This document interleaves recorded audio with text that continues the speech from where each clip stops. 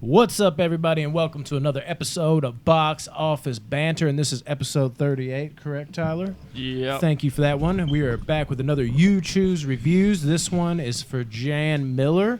You're just killing it lately. You got the Top 5 Thursday from me. Now you're getting the You Choose Reviews, and we've actually decided that we don't have to send you shit now. This is what you're getting for your 1K giveaway, so I hope you're happy. I'm just playing. I'm going to just run that joke into the ground. You're definitely getting something. But damn, you're on a roll. And I remember how much you wanted us to review this movie. You literally told me, how have you not reviewed Gran Torino yet? I'm like, some of my favorite movies of all time I haven't even touched yet. Some of these guys' favorite movies of all time you haven't touched yet. There's just only so many movies you can do, and we weren't even doing 2 movies a week at one point. So you got what you wanted, and this is dope. I was shocked that it turned around that quickly, because it was like a month after that conversation, if that. So without further ado, guys, Gran Torino for you and yours, Jan, and the people, the box office Banter family people. Who wants to kick this one off? Walt loses his wife. You sound as depressed as like what he would sound. Walt loses his wife. I'll say this much about old Walt.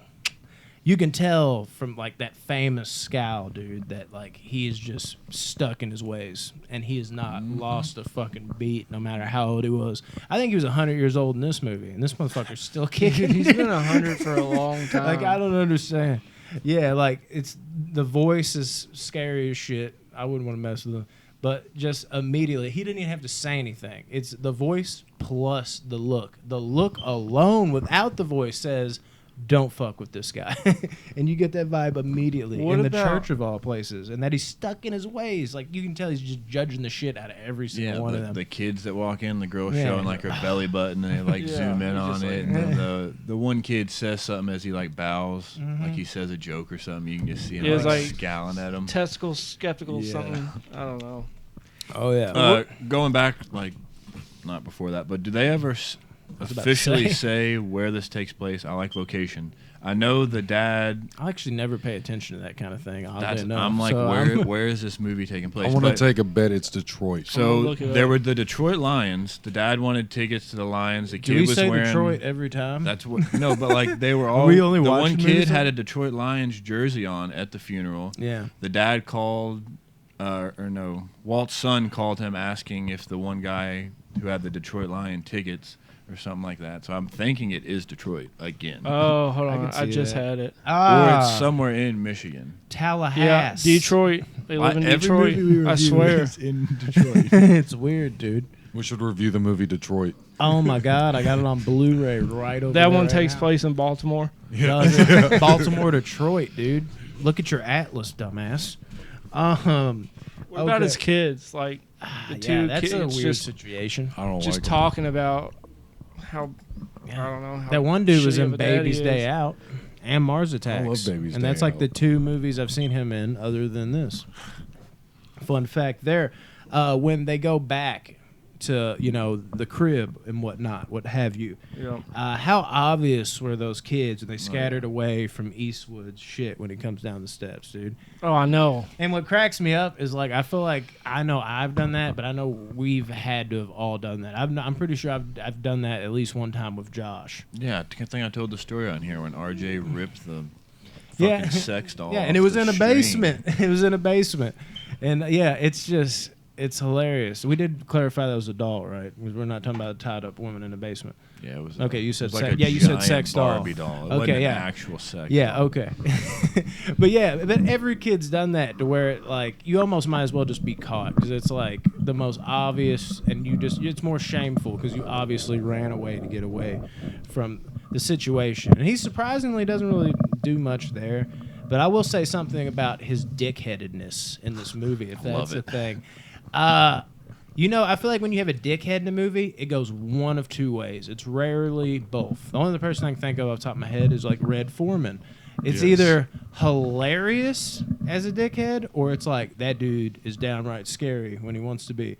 And Clint Eastwood somehow like toes the line perfectly. Like he's got moments where I'm like, this dude's scary as fuck, and then other moments where I'm like, this dude's fucking hilarious. Do you think they were intending it to be funny though? Because I laughed too, but do you think that was their goal. I think it was a mood lightener more than anything. Here's the thing. I don't want to get real PC with this. He does say a lot of racist to lightweight racist things. But it's what's funny about a lot of the things, because I'm going to try to explain this the best way I can so I don't look like a fucking bigot, is a lot of the things he says is funny not because they're racist. It's just because he's that like oblivious to like the world he lives in now, where it's just like it's normal to him. Like it's not a laugh like ha ha that's right that's who they are where you're ganging up with him. It's a laugh like, is this fucking dude serious right now? You can't just say that. Like, you know that like uncomfortable laugh you do? You're like, oh shit, like why would he do that? God, someone get this man. Could you imagine how much worse it would be if Tarantino directed this? Oh my God. Yeah, it'd have been bad. Yeah, they at least stayed away from that word that everybody knows what I'm talking about. A little word that starts with an N and end in G. Oh. Nothing. Is that what you're talking about? It's like that isn't even in, whatever. Ends in R, whatever. Whatever I'm trying to say. You got it. Yeah, dude. Tough one for sure. Walt is a character, and he is all kinds of you find out he was in the Korean War, and then he's neighbors to bunch of Asians. That's where he gets it from. And then the neighbor kid gets caught up by his cousins.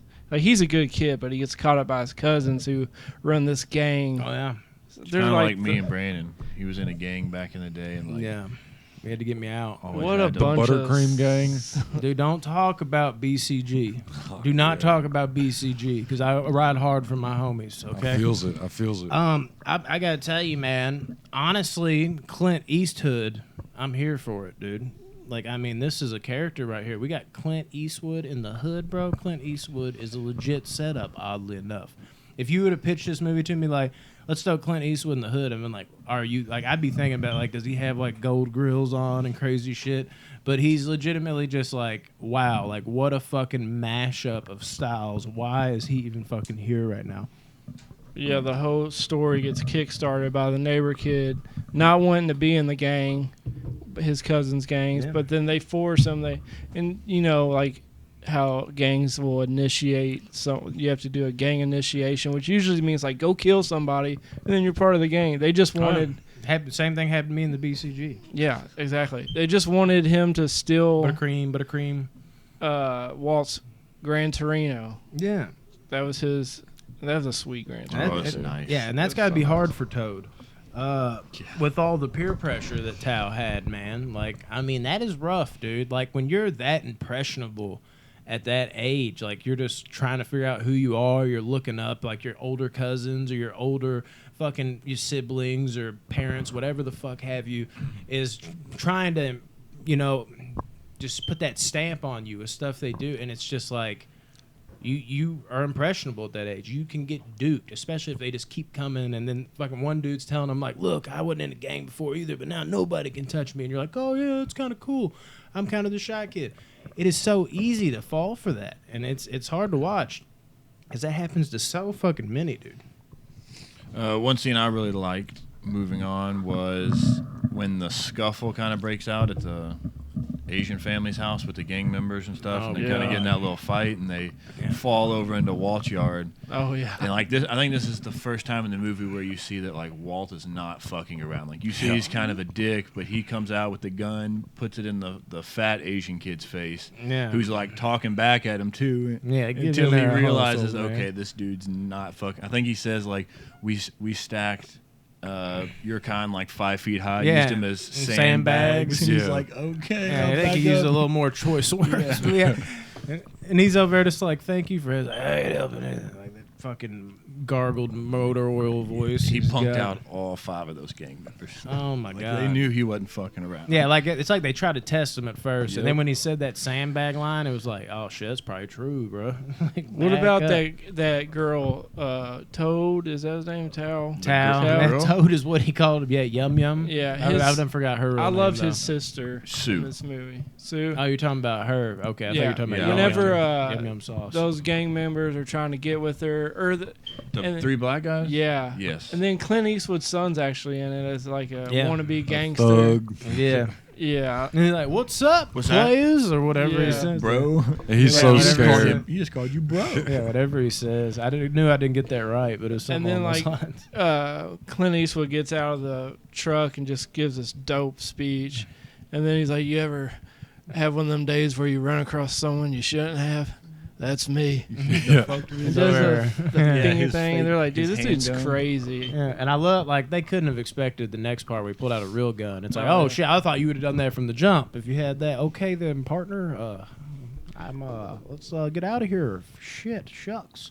Yeah, it's so in public too. Like Yeah. everything in this movie that's done like that is just. It's like, oh my god, guess like people where he don't is, see too. and hear it. Mhm. Well, yeah, but still. No, I know exactly what you're saying, but like where he is too, like it's more like, more shit goes down out there. But yeah, it's wild. And Another, the priest is something I was going to talk well, about. mine's right after that. Okay. So Walt takes the girl home, Sue home, and you start to see their relationship start to grow on that car ride home. The dialogue between them, and you start to see he's not as big of an asshole as he was kind of leading up to this point. He kind of has a soft spot, and I think that was where you started to see their relationship kind of take off. Something's changed. He's kind of laughing at, instead of laughing at like who they are in like a negative way, it started to come off as basically what he does with the barber, which we'll get to more of, where he's just ripping on him. Like that's just his way of being like friends, and it kind of crossed from that enemies to friends, where it felt more friendly in a weird way. Yeah. If that kind of thing can be friendly, which if you're a guy, just like how it is with the barber, it can be. And like she was almost teaching him too, because like at one point he said like, you jungle people or something. And she kind of laughed and was like, we lived in the mountains. Like was just teaching him about their culture or whatever, which she does more later on, which we'll get to. Calling them But hums or humungs. And he's like, well, we're not humungs. That's just our language or whatever. He's just an old man that wants to be left alone. Well, really. even his kids say, like, he's stuck in the 50s. Whether his Yeah. kids are right or wrong, they were at least right about that, because he's definitely still stuck in the 50s. And I wasn't going to say much about the priest. I was just kind of bringing him up in general. Like, I mean, you could even go back before that when he like first sees him at the house, because he's supposed to look after him, make sure he's going to confession and shit like that. And he's kind of like, the only reason I was going was because of my wife. In fact, to be perfectly blunt, like, I don't like church. And he basically turns him down. And I just feel for that priest in the movie, because it's like, dude, like, come on, man. He's trying to help. Like, let him get in. Damn. one of my favorite comebacks from Walt is when the priest comes to his house after that scuffle in his front yard and was like, why didn't you call the cops, blah, blah, blah. And Walt says, well, I prayed for them to come, but they didn't come. Yeah. I thought that was so funny. I don't like the priest character. didn't either. I don't think he's necessary to the movie, and I don't like Really? Tao either. You don't like Tao? I can't stand him. I think Tao's cool. I can't stand the actor. I'm or not saying the priest character. is like the actor is like amazing, but I do. It's hard to explain. It's like he's not bad, he's not good, he's just somewhere in the middle, and I like him kind of just as like that guy that brings like that humanity and bright spot to everything. You're talking about the priest? Yeah, because everything. It's not the actor. I don't think the actor like killed it, but he didn't do bad, and the priest kind of brought. Because everything was hood related or with him, and of course, what's her name, Sue or whatever. Sue. She kind of brought a little bit of that, but then you had those random moments where you're just like, everything is so dark in this movie with everything, and then the priest would kind of come in and he'd be like the word of God, and that would automatically, without even meaning to, kind of bring some light into it.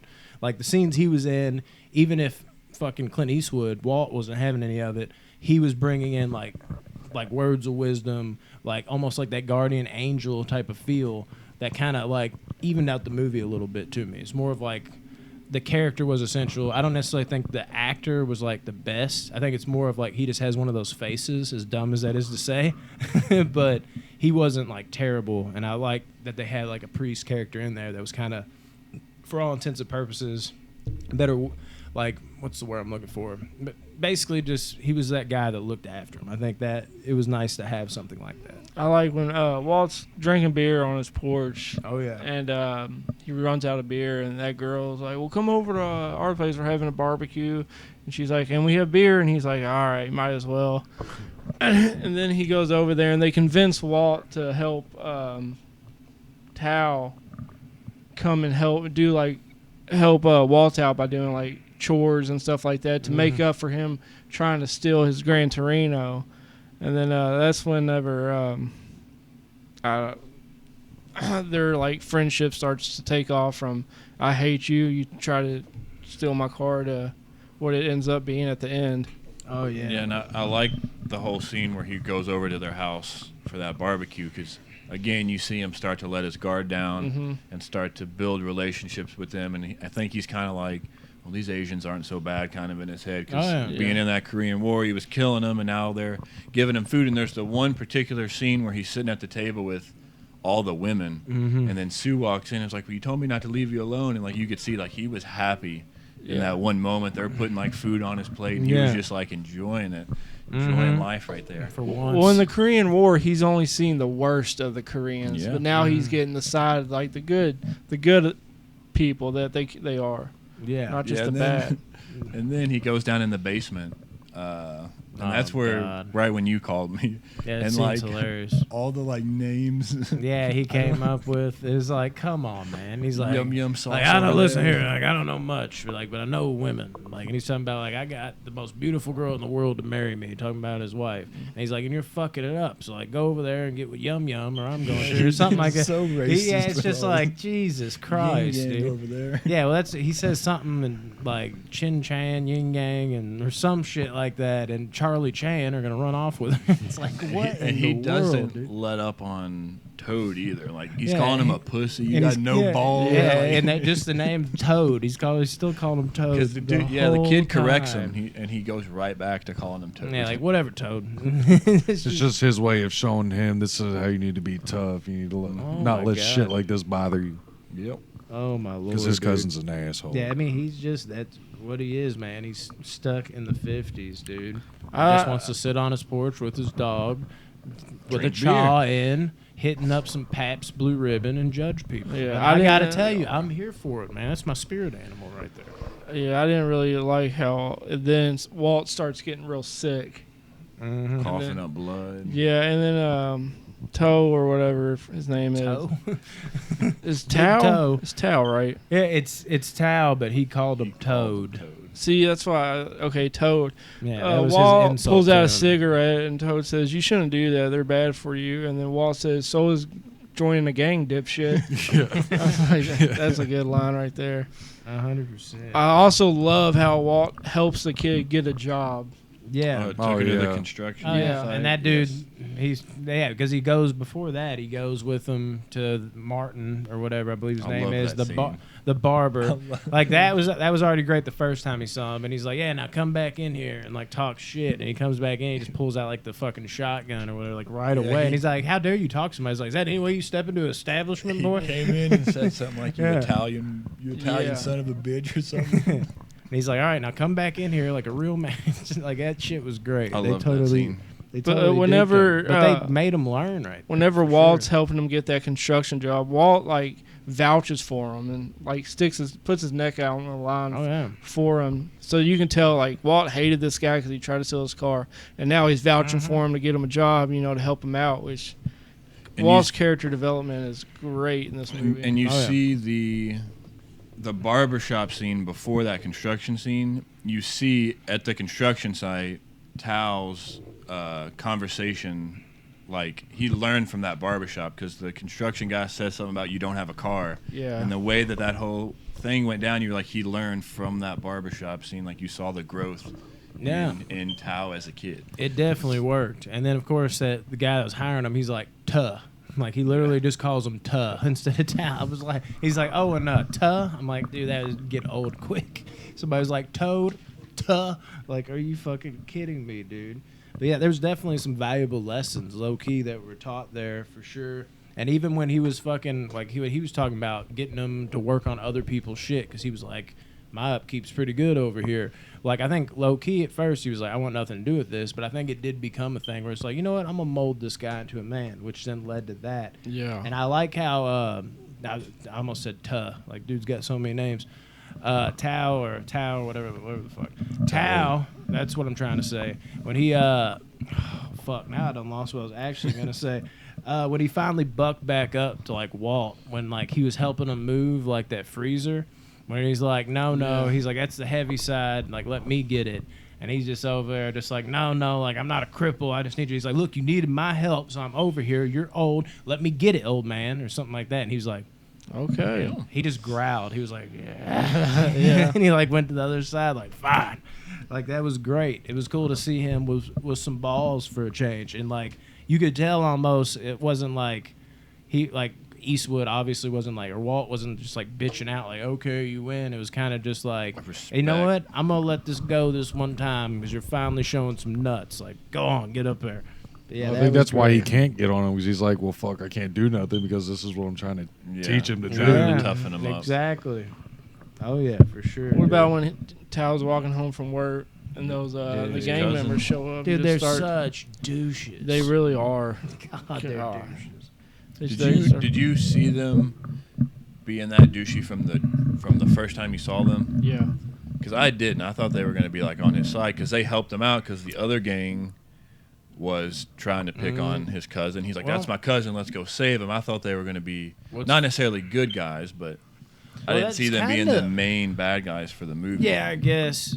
I know what you're saying, but like taking it more in like, I guess, a literal way, like they definitely could have been the good guys if like Tao would have went with what they were doing. Like, I feel like they weren't flat out bad, but I mean they are in our eyes. But like as far as like in the gang world, that's about as good as you're gonna get because they didn't want to just like, let's just fuck up my cousin, but they took it as betrayal. But in the real world, it's like, bro, no, the dude just don't want to be a fucking killer. And then it got taken a step further. So at least they did kind of have his back at first. But I had a feeling that they were gonna start out as good. Eastwood was going to kind of mold him over the movie. I could kind of feel that coming. And then they were going to finally kind of just lose it. Or I kind of thought maybe the main guy, his cousin, was going to kind of be like in the mix of like trying to control his gang and also the disrespect that they felt from Tao. And it was going to get bloody. And he's going to be like, how could you do this to my cousin? They were going to kind of like go above his orders since he kind of seemed like the main one. But it kind of went about how I thought it Well, would. it started off as it was just going to be initiation to get into the gang. But then once Walt got involved, that's when the shit got out of hand with it. And then they got pissed off at Tao, and then it turned them into assholes. So they did really, I mean, it's not nice to be in a gang. No. But they did, the intentions were just initiation, like get him in the gang, and then it turned into revenge or whatever the hell it was. Yeah. So 100%. And you were kind of touching on how it changed, but just I kind of had that same note, but like that's just how I felt in that moment when he was like, because Tao kind of discovers what happened, or not Tao, Walt discovers what happened to Tao. Yeah. And he kind of was like what's their address or whatever, and then like he was like didn't want to tell them, and he's like, fine, I'll leave it alone. But that was such a cool moment right there where I feel like it really sunk in for me when he's like, you need some tools, and he's like, go in there and get them. Like he just tells them like, hey, you know how to get in there, just get it. And that is where kind of like what you were saying, just the whole how bizarre it was. Like this started off like, why the fuck are you in my garage? If I didn't trip, I might have actually shot your ass too. Like, I trust you know where it is in the garage. Go right by the car. Yep. Like it was the symbolism of that really. Walt confronts one of the gang members and tells them to stop messing with the fat one. Yeah. And then how about Tao getting that date? And then Walt's like, you know what? Take the Gran Torino. Like it all comes full circle. I know, right? Like here, Dude, you don't have to steal it. Here's permission to take it. It is such a beautiful car. That Gran Torino is something serious.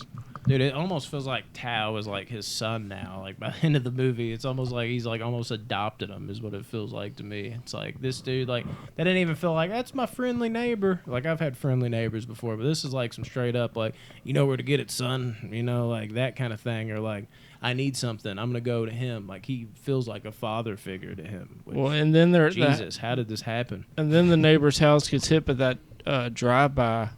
Yes, sir. That was some serious. That was a serious drive-by, and the neighbors took the daughter.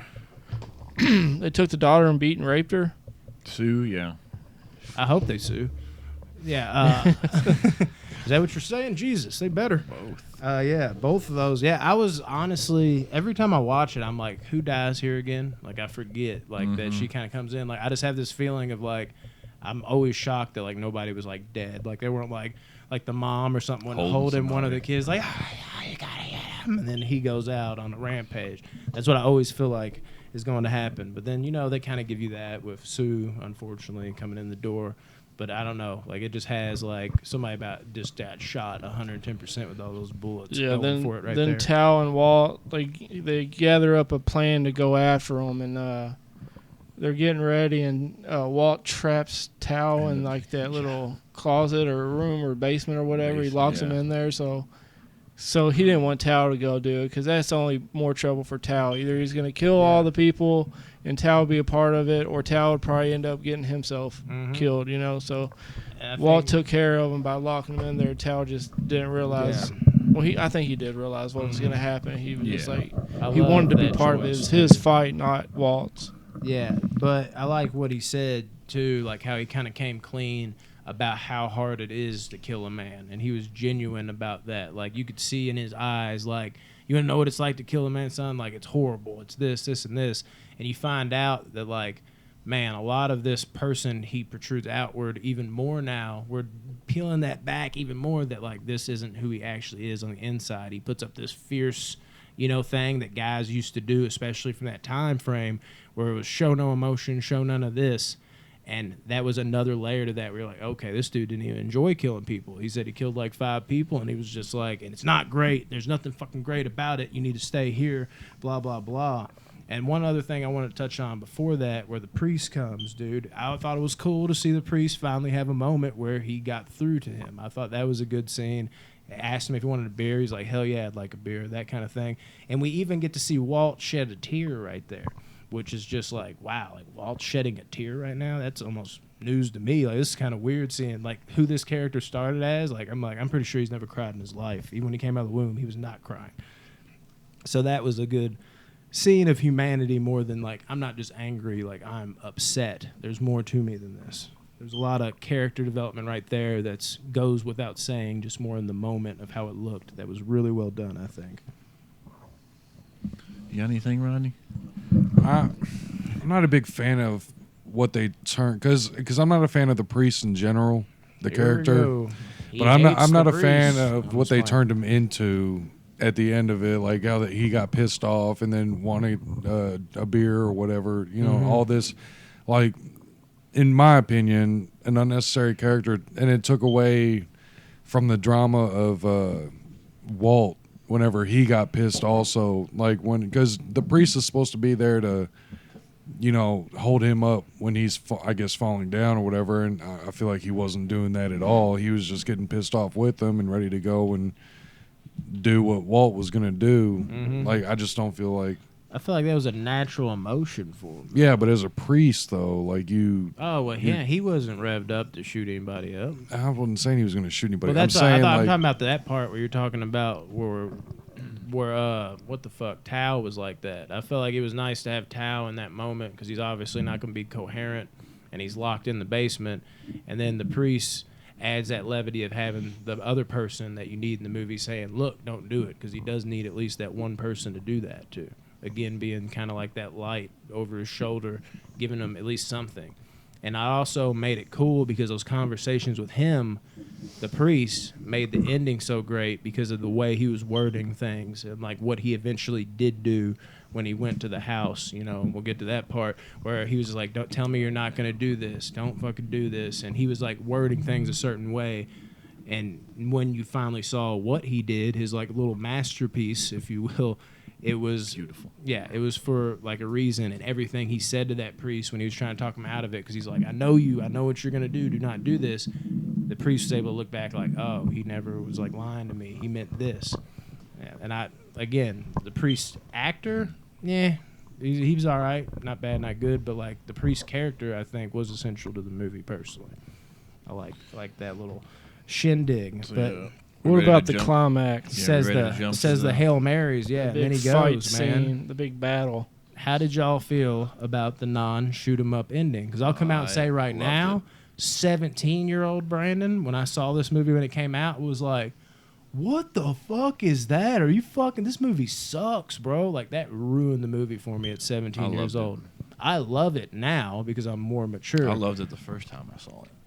Did you see it when you were when like... it first came out? Yeah. Yeah, see, I was 17 years Watched it old. with my dad. I'm thinking about fucking... 2008? Yeah, I was 17. So yeah, you were 15, 16. Did this really come out that long ago? Yeah. Holy shit. Yeah, so I was 17 years old. I'm thinking Clint Eastwood badass. So I'm like, the whole movie, I'm like, I can't wait to see him fuck these people up. So like when it didn't happen, I was like, you're just gonna sputter this ending out like this. Now I see the genius of it. I see how amazing it is, and I'm glad they went this direction. But 17-year-old me is like, let's see Eastwood be a badass. It ruined the movie for me. I think that's probably the direction I was wanting it to go when I first saw it, but like, that's not realistic for him to go there standing with 15 people at the doorways and just shoot them all up. He did it the smart way, I guess you would say. He knew he was about to die from whatever, so I'll put all of them in jail. And it's kind of like a half and half, though, because it, in a way, defending my 17-year-old self. The one side of it is even the tone of the movie felt so realistic the whole way, so it wouldn't make sense within the movie. But then the other half of me is like, Clint Eastwood, not even fuck it, just Clint Eastwood is one of those guys you give that pass to, where it's like, you're like, he killed 15 people, and you're like, it's Clint Eastwood, bro. You're like, yeah, well, good point. But the thing is like, what made it resonate even more is that they went that direction, because it also kind of pointed to me and kind of hit me more emotionally from the standpoint of like, man, maybe like beyond the movie, kind of breaking that fifth wall or whatever the fuck it's called, where it feels like you're just like, this almost crosses into real life. Like, man, Eastwood is older now, man. He can't just shoot 1 million people. It kind of like bled into reality to me a little bit when I watched it. I'm like, yeah, this character isn't every character he's played, but Eastwood's older now, man. He's not shooting up 15 people in a movie. Yes, he could for a movie's sake, but like I said, it broke that fifth wall for me there a little bit. When I watched it, I wanted him to kill everybody, like most people. But then I think with his character development too, he's like, I'm past that. I don't have to kill people anymore.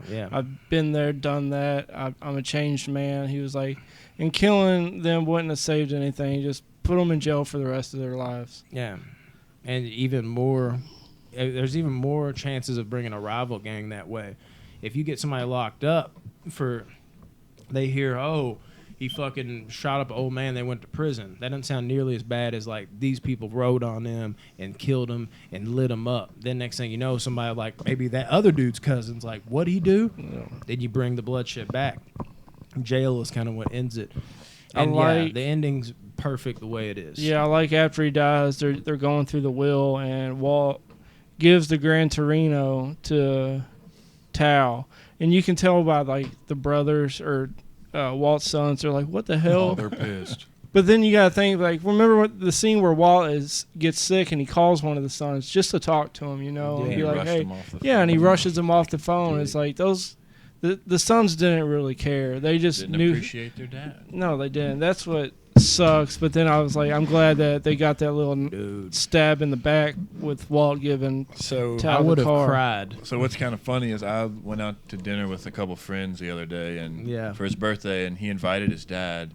And after we ate, we went outside, and his dad was showing us his car, and like he's put thousands of dollars in his car. It's a nice car. Yeah. And my buddy asked him what he's doing with it when he dies.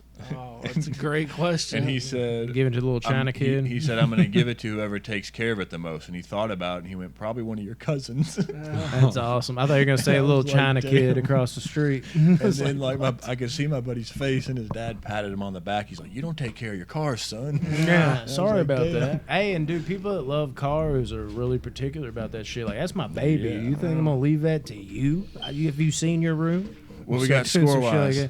Well, I did have one more thing. Else?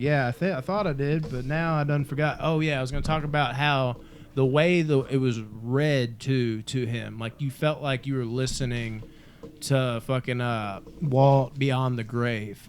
Like he was like, and don't be putting on that gay ass spoiler shit on it. And like the way he was saying, the flames on the side. Like if I was Tao in that moment, like I would immediately probably start crying because like I've not just because of the elation of getting the Gran Torino, but just like you're like that was my buddy, dude, and I'm never gonna see him again. And that one moment, it was almost like he was talking to you beyond the grave because even though the voice was completely different, nobody says flurries of cuss words and fucking weird obscenities in that way quite like Walt did. So it was almost like he just heard him one last time to go with it.